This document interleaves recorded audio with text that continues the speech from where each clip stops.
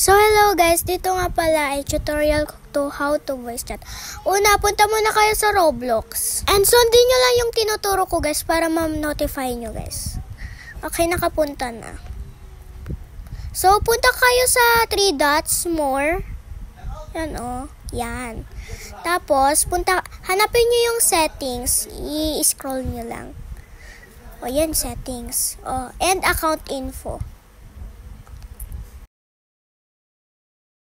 And pagkatapos ng account info, so punta ka na dyan, oh. Dapat naka-verified na yung age nyo.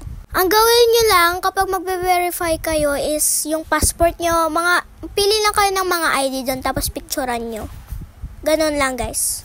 Pagkatapos, mag-back na kayo and pindutin nyo tong privacy and content restriction pala.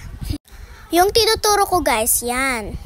And pumunta kayo sa communication. Yan o, yung tinuturo ko. Yan. And voice chat. Pindutin nyo yan. And pwede nyo nang i-open at pwede na din kayo mag-voice chat. Nakailang bilog nga ako niyan kasi baka hindi nyo gets. Ay, ganun pa.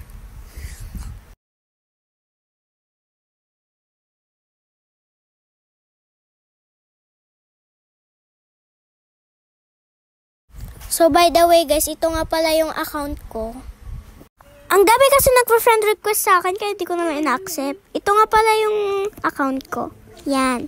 Yung user ko na lang yung gayahin nyo guys.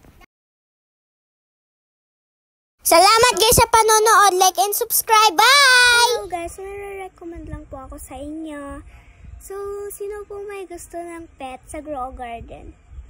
Diba sa vlog ko, yung vlog ko, di ba pinakita ko na dun yung profile, pero baka hindi nyo makita. Ito na lang.